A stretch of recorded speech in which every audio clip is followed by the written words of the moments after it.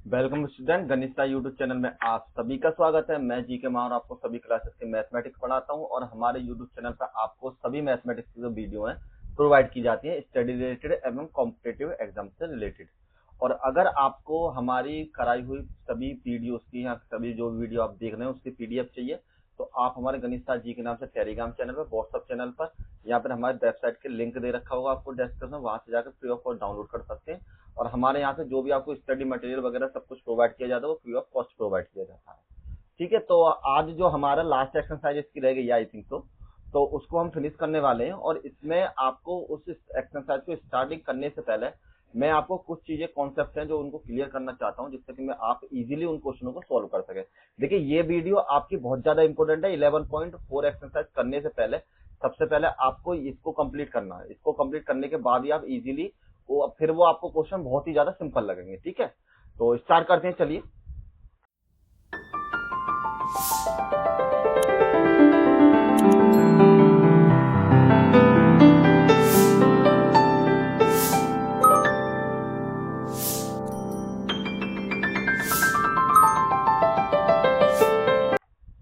तो आज का जो हमारा टॉपिक है, जो 11.4 एक्सरसाइज है, उसमें आपके स्फीयर और हेमिस्फीयर से रिलेटेड हमारे सारे क्वेश्चन करने हैं आपको। तो देखिए, स्फीयर और हेमिस्फीयर होता क्या है, सबसे पहले उसको डिटेल में जान लेते हैं। तो हिंदी में उसको बोलते हैं गोला और अर्धगोला, मतलब अर्धगोला या आधा गोला, कुछ भी आप कह सकते हैं।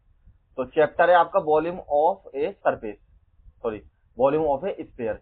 तो आपको इसमें क्या निकालना है, आयतन निकालना है। देखिए, आयतन जो होता है आपका 3D डायमेंशन होता है, जो मैं आपको ऑलरेडी बता चुका हूं कि आप जब किसी ठोस गोले की बात करते हो परत की, तो उसकी जो साइड होती है ये वाली साइड और ये वाली साइड, तो इसमें 3 एक्सिस हो जाती है, इसलिए इसको 3D डायमेंशन बोल देते हैं। ठीक है, तो 3D डायमेंशन का मतलब आपका ये हो गया कि आपकी जो कोऑर्डिनेशन है वो थोड़ी आप में किसी भी चीज को फिल करने की या किसी चीज को आपको उसकी कैपेसिटी को जानने के लिए जो आप निकालते हैं उसको आपको आयतन बोल देते हैं।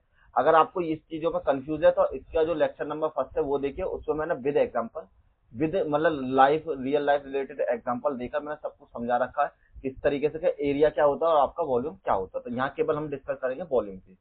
तो वॉल्यूम क्या होता है किसी भी चीज में, मतलब जैसे एक तरीके कोई एक टंकी है, ये तो आपकी गोल है आकार की, मतलब गोल आकार के कोई गेंद है, अगर आप उस गेंद में पानी भरना चाहें तो वो कितनी फिल हो जाए, मतलब कितने लीटर पानी उसमें आ जाएगा, इस तरीके की चीजें आपको होती है।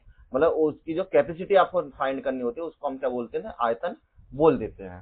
तो गोले की बात करें तो यह एक 3D गेंद होती है। 3D का मतलब मैंने आपको बता दिया, 3D डायमेंशन होती है जो पूरी तरह से गोल होती है, बिल्कुल आपको गोल होगी, जैसे कि आपकी पृथ्वी होगी, चंद्रमा हो गया, वो आपको जिस तरह गोल है उसी तरीके से आपके पास ये चीजें हो जाती हैं। यहाँ पर एग्जाम्पल की बात करें, जैसे कि आपको दे रखा है कि यहाँ पर उदाहरण के लिए गेंद, जैसे आपको ये गेंद आपको दिखाई दे रही होगी और ये एक लड्डू खाता हुआ व्यक्ति आपको दिखा रहा होगा।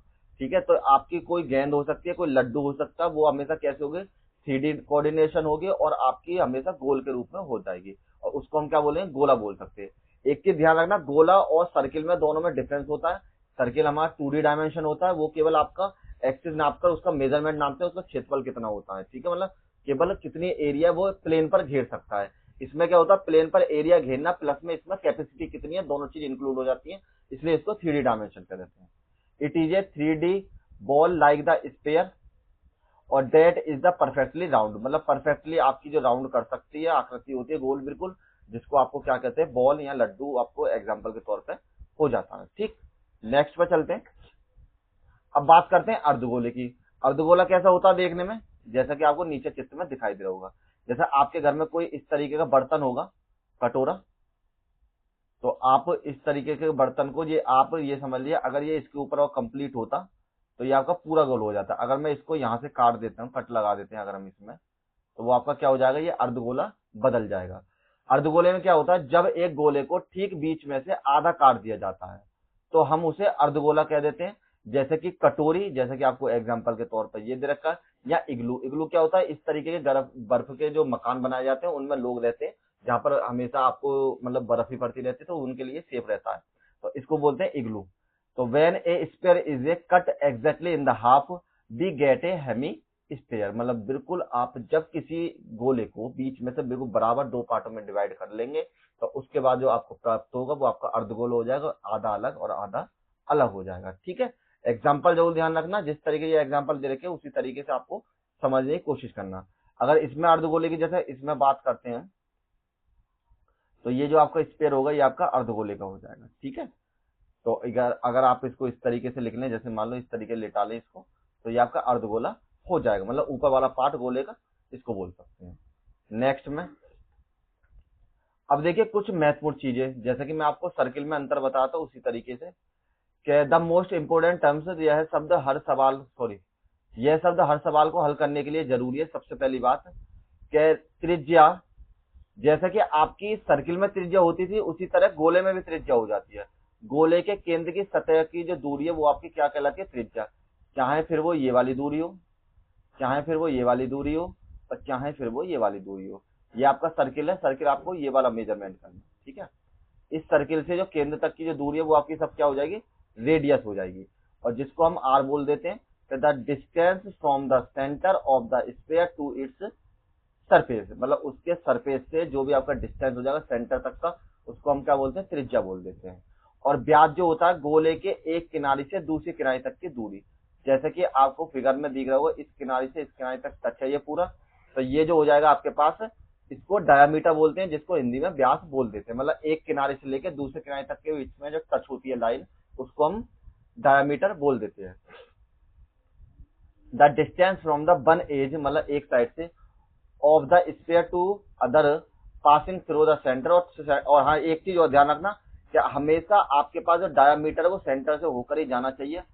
अगर आप इस तरीके से आपको सर्किल मतलब वृत्त ले रखा है और ये आपकी लाइन जा रही है, ये आपकी यही आपकी लाइन जो होगी यही डायामीटर होगी, ठीक। ऐसा नहीं है कि आप इसको यहां से निकाल लें, सॉरी आप इसको यहां से निकाल लें लेकिन ये सेंटर को टच नहीं करेगी, तो ये आपकी जो डायामीटर नहीं होगी, इसको मतलब व्यास नहीं बोलते, इसको जीवा बोलते हैं, कोड हो जाती है, मतलब कोई भी एक भुजा हो जाती है उसकी। अब थोड़ा सा इंपॉर्टेंट चीजें ये है आपको, जो कि मैंने पहले ही बता रखा, लेकिन इसमें एक्सप्लेन है कि व्यास जो होता है हमेशा त्रिज्या का दोगुना होता है।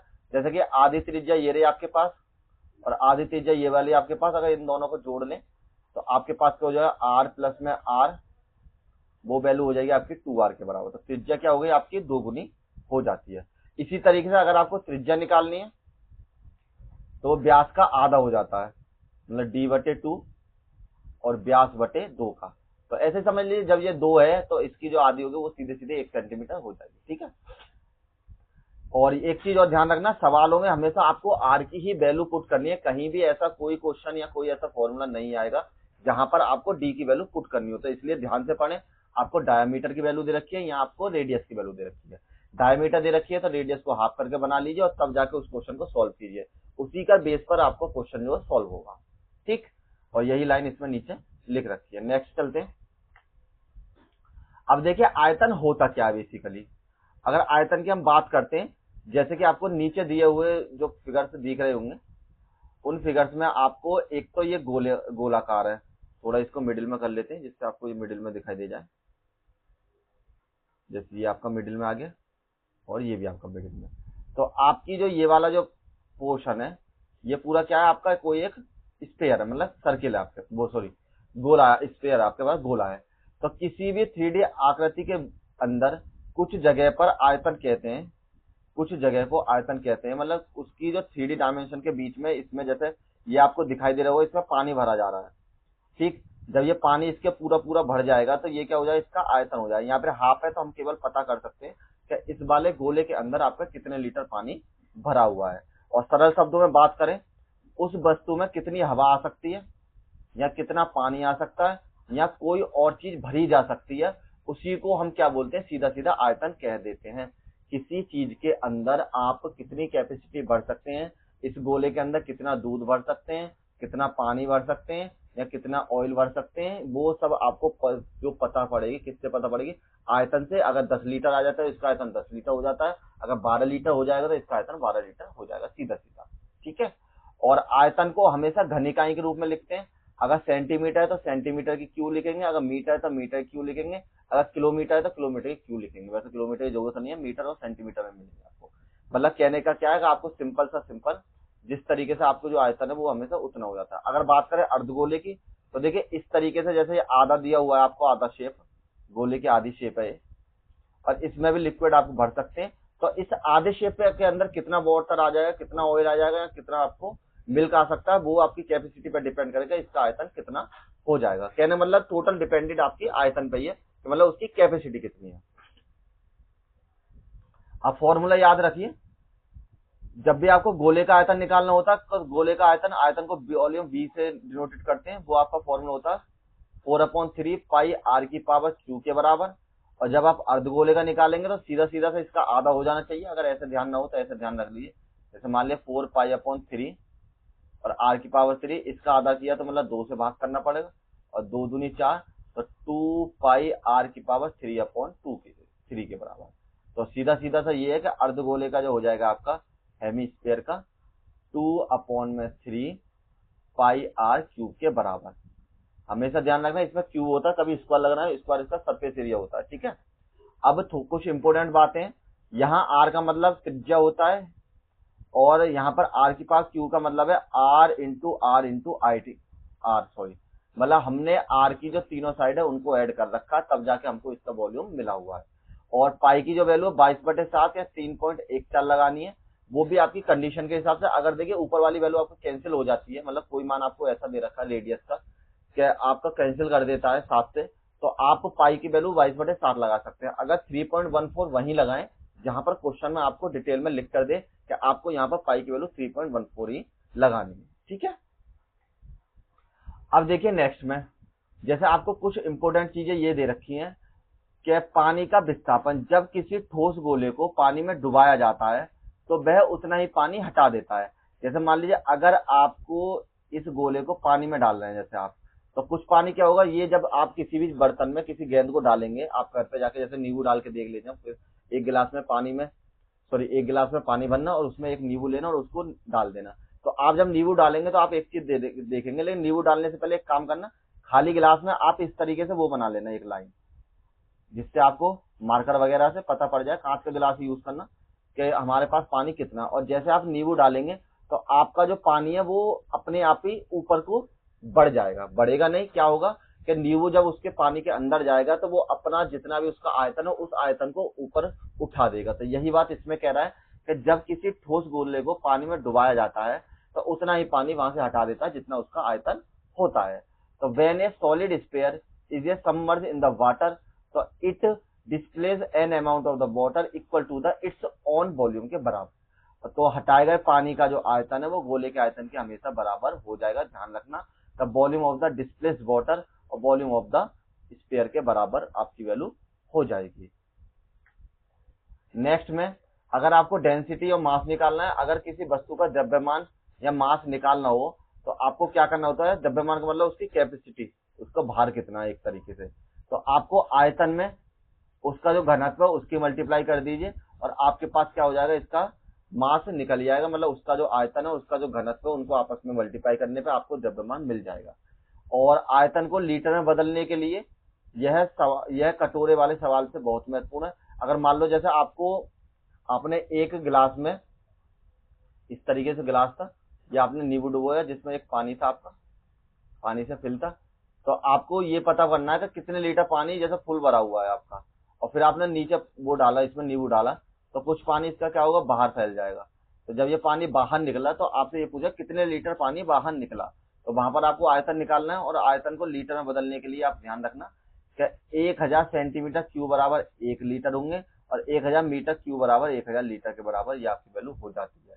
वैसे 1000 सेंटीमीटर और 1 मीटर, इस तरीके से आपको वैल्यू ध्यान रखनी है, ठीक है। और अब आपको कुछ जो फॉर्मूले हैं उन पर निगाह मान लीजिए, जो आपको मैंने सब कुछ समझाया उसको डिटेल में मैंने लिख दिया छोटे से में, तो इन सबको याद कर लें इस पेज के लिए। जैसे आपको गोले का आयतन 4/3 पाई आर की पावर क्यू, बी का आयतन आपके पास 2/3 पाई आर की पावर क्यू, और आर की वैल्यू d/2 के बराबर, और यही आपकी वैल्यू यहाँ पर इस तरीके से हो जाएगी, ठीक है। अब देखिए आपका इतना पोर्शन तो कंप्लीट हो चुका है, अब हम इस एक्सरसाइज के कुछ क्वेश्चंस कर लेते हैं, ठीक है। तो आपके पास जो पहला क्वेश्चन है यहाँ पर 11.1, तो 11.4 आपकी एक्सरसाइज है। तो जैसे कि आपको पहला क्वेश्चन दे रखा है कि उस गोले का आयतन ज्ञात कीजिए जिसकी त्रिज्या निम्न है। त्रिज्या कितनी दे रखी है आपको, 2 पार्ट है इसके, पहले हम पहला पार्ट करते हैं। और देखिए आज हम केवल 2 क्वेश्चन ही सॉल्व करेंगे, मतलब पहले के दोनों पार्ट सॉल्व कर लेते हैं और उससे पहले आप पहले प्रैक्टिस कर लें, और उसके बाद फिर इनको प्रैक्टिस करने के बाद जब आप पूरी डिटेल जान जाएंगे तब जाके हम इसके नेक्स्ट वीडियो में सारे क्वेश्चन कवर कर लेंगे। ठीक है, तो आपके पास दे रखा 7 सेंटीमीटर के बराबर, तो सिंपल रेडियस ही चाहिए आपको, रेडियस ही दे रखी है। अगर इस गोले पर बात करें तो ये जो आपका पोर्शन है ये आपका 7 सेंटीमीटर के बराबर, जो कि किसकी वैल्यू है, आर की वैल्यू। तो हमको दिया है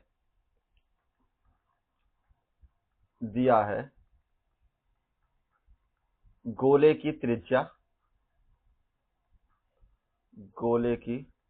त्रिज्या, मतलब आर बराबर 7 सेंटीमीटर। इसको बना लीजिए आर बराबर में 7 सेंटीमीटर के बराबर। अब आपको निकालना है आयतन, तो फॉर्मूला आपको पता है, गोले का आयतन V बराबर 4/3 पाई आर क्यू के बराबर, मतलब क्यू का मतलब आर की पावर 3 के बराबर। अब पाई की जो वैल्यू है, चूंकि पाई बराबर आपको दे रखा है 7 कैंसिल हो जाएगा, तो हम यहाँ 22/7 लगा लेते हैं। तो यहाँ आपकी वैल्यू है 4/3 मल्टीप्लाई में आर की वैल्यू 22/7 मल्टीप्लाई में यहाँ पर आर की वैल्यू हो जाएगी आपके पास में 7 की पावर 3 के बराबर। अब ये वैल्यू जब आपकी हो चुकी है तो हम नेक्स्ट पे क्या करेंगे, 4/3 मल्टीप्लाई में 22/7 मल्टीप्लाई में 7 मल्टीप्लाई में 7 और मल्टीप्लाई में 7, 7 से 7 कैंसिल हो जाएगा, और इसके बाद जो आपकी वैल्यू हो जाएगी बराबर में 44 दूनी 88 और 7 7 49, और बटे में जो आपकी वैल्यू हो जाएगी यहाँ पर 3 के बराबर। अब देखिए आपको एक चीज मैं बता देता हूं कि आप जो भी मल्टीप्लाई वगैरह कुछ भी करें तो हमेशा आप इसकी मल्टीप्लाई उसी तरीके, मतलब मल्टीप्लाई जो करें कैलकुलेटर या मोबाइल का यूज नहीं करें। जितना आप प्रैक्टिस से करेंगे उतना ज्यादा आपको स्ट्रांग होगी मल्टीप्लिकेशन, और आपके एग्जाम में भी उतनी जल्दी आप इस क्वेश्चन को सॉल्व कर सकते हैं। तो देखिए जब इसकी आप गुणा करेंगे तो ये आपकी वैल्यू हो जाएगी 440 में से 49 को माइनस कर लीजिए, तो यहाँ पर आपकी वैल्यू 331 पॉइंट कुछ के बराबर। चलो कोई दिक्कत नहीं, गुणा ही कर लेते हैं। नहीं, 88 की मल्टीप्लाई आपको करनी है कितने में, 49 में। 9 8 72 की 2 हाथ लगे 7, 9 8 72 और 7 आपके हो गए 79 के बराबर।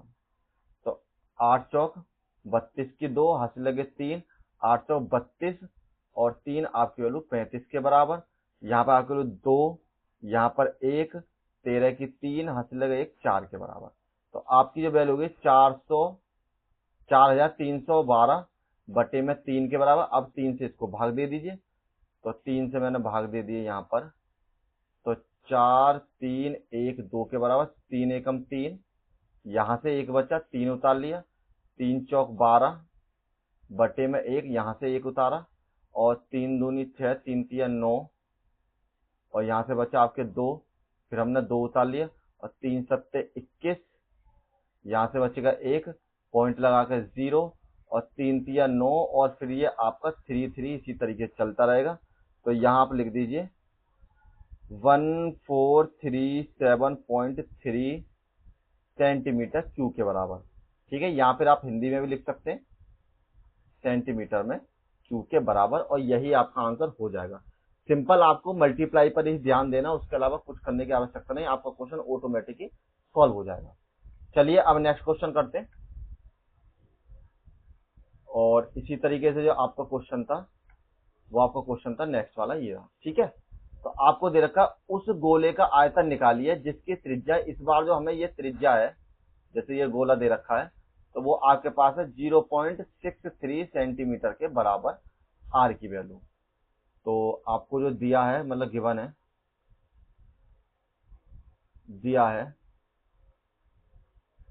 गोले की त्रिज्या बराबर 0.63 मीटर के बराबर, और आयतन निकालना है हमें, जो आपकी वैल्यू यहाँ पर आर लिख लीजिए। तो आयतन का जो सूत्र होता है आपके पास, V बराबर 4/3 पाई आर की पावर क्यू के बराबर। तो यहाँ पर आपके लिए 4/3 यहाँ पर जो पाई की वैल्यू है आपके पास लगाएंगे 22/7 के बराबर, तो मल्टीप्लाई में 22/7 और आर की जो वैल्यू है 0.63। देखिए पॉइंट वाली वैल्यू देखकर घबराने की आवश्यकता नहीं है। कभी आप सोचे पॉइंट की वैल्यू किस तरीके से सॉल्व होगी, इजीली सॉल्व हो जाती है, कुछ ऐसा कोई ज्यादा खास इसमें होता नहीं है। ठीक है, तो इसको पहले सिंपल बना लेते हैं। 4/3 22/3 मल्टीप्लाई 0.63 मल्टीप्लाई में 0.63 और मल्टीप्लाई में 0.63 के बराबर। अगर ये अब आपको तकलीफ दे रहा है तो आप एक काम कीजिए, यहाँ से पॉइंट हटाइए, नीचे 1 माना और 2 जीरो बढ़ा दी, यहाँ से पॉइंट हटाइए, नीचे 1 माना 2 जीरो बढ़ा दी, और इसको यहाँ से हटाइए, यहाँ पर 2 जीरो बढ़ा लीजिए। अब देखिए आपको कुछ भी कैंसिल कर लीजिए, जो आपको कैंसिल होता है बाकी सबको सिम लिखिए। देखिए मल्टीप्लाई हैंड से हाथ से ही करें, मतलब कि मोबाइल वगैरह कैलकुलेटर का यूज नहीं करें। तो हम अब क्या कर सकते हैं, इसको थोड़ा सिंपल सा 4/3 गुणा में 22/7 गुणा में, यहाँ पे बचेगा 63 अपॉन में 100, यहाँ पर भी 63 अपॉन में 100 और यहाँ पर भी 63 अपॉन में 100 के बराबर। अब देखिए आप जो इनकी जो मल्टीप्लाई कर लें आपस में और इनको कैंसिल कर लें, जो आपको लास्ट में आएगा, लास्ट में हम इससे डिवाइड कर देंगे तो आपके पॉइंट खिसक के सिंपल आपको आंसर मिल जाएगा। जैसे कि अब हम इसको काट सकते हैं, 7×21 मतलब 21×63, 3 बार तो ये कैंसिल हो गया। अगर ऐसे नहीं काट पाए आप तो ऐसे काट सकते हैं, 3 से पहले 21 बार काट लीजिए इसको, फिर 7 से इसको 3 बार काट लीजिए। जैसे कि 63 था, 3 × 7, तो यहाँ से हो जाएगा आपका 3 दूनी 6, 3 एकम 3 और 7 से 21 के बराबर। ये कैंसिल हो गया। अब इनकी आपस में सबकी गुणा कर लीजिए, तो ये हो जाएंगे 22 दूनी 88 गुणा में 3 गुणा में 63 और गुणा में 63 और बटे में आपकी 1 0 2 0 और 6 0, ये आपकी वैल्यू हो जाएगी 1 के आगे 6 0 के बराबर। इनकी सबकी आपस में मल्टीप्लाई कर लीजिए। तो सबसे पहले 88 की मल्टीप्लाई हम 3 के साथ करते हैं, तो 8 या 24 की 4 हासिल लगे 2 और 8 या 24 और 2 आपके 26 के बराबर। ठीक, तो ये आपके लिए 264। अब आपको करना 63 की मल्टीप्लाई 63 में कर लीजिए, तो 3 तिया 9 और 6 तिया 18, यहाँ पर 6 तिया 18 की 8 हासिल लगे 1, 6 चिंग 36 और 1 37 के बराबर। तो 9 8 दूनी 16 की 6 हासिल लगे 1, 7 8 और 1 9 और यहाँ पर 3 के बराबर। अब इसकी गुणा करनी है आपको 264 के साथ। ठीक, तो 9 चौक 36 की 6 हासिल लगे 3 और 4 छिंग 24 और 3 27 की 7 हासिल लगे 2, 9 चौक 36 और आपके 3 39 की 9 हासिल लगे 3 और 3 चौक 12 और 3 15 के बराबर। क्रॉस लगाया, 9 छिक्के 54 की 4 हासिल लगे 5, 6 चिंग 36 और 5 41 की 1 हासिल लगे 4, 9 छिक्के 54 और 4 आपके हो गए 58 की 8 हासिल लगे 5 और 6 पंजे 30, सॉरी 6 तिया 18 और 5 23 के बराबर। फिर मल्टीप्लाई करी, यहाँ 9 दूनी 18 की 8 हासिल लगा 1, 6 दूनी 12 और 1 13 की 3 हासिल लगा 1, 9 दूनी 18 और 1 19 की 9 और हासिल लगा 1 और 3 दूनी 6 और 1 7 के बराबर। इन्हें ऐड कीजिए, 6 11 की 1 हासिल लगा 1 आपका, तो यहाँ पे आपकी हो जाएगी 10, 18 और 1 19 की 9 हासिल लगे 1 आपके पास, और 5 और 6 5 14 और 3 17 के 7 और यहाँ पे आपकी वैल्यू होगी 1 के बराबर। यहाँ पर 9 10 14 की 4 हासिल लगे 1 के बराबर और यहाँ पर 7 और 3 10, 7 और 2 9 और 1 10 के बराबर। तो आपकी जो गुणा होकर वैल्यू आ गई 104791 के बराबर। ठीक है, तो ये आपकी वैल्यू यहाँ पर हो जाएगी। अब इसके बाद देखिए, अब आपको क्या करना है, इसके जो डिवाइड में था आपके पास 0 0 0 0 0 और 0 के बराबर। अब कितनी बार थी आपके पास, 1 2 3 4 5 6 के बाद, तो आप लास्ट से गिनना शुरू कीजिए।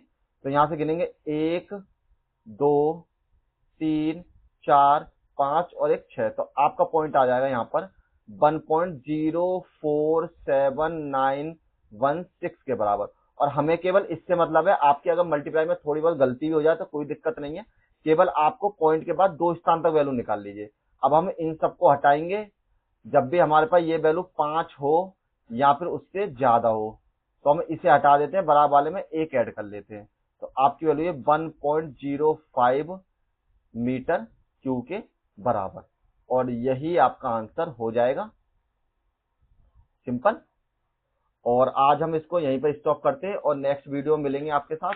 तो तब तक आप इनकी प्रैक्टिस कर लें, और अगर आपको किसी क्वेश्चन में कोई दिक्कत है, कुछ समझना है आपको जो मैंने थ्योरेटिकल पोर्शन समझाया, तो आप मुझे कमेंट कीजिए, मैं आपको सॉल्यूशन दे दूंगा। Thank you all of you, मिलेंगे नेक्स्ट वीडियो में।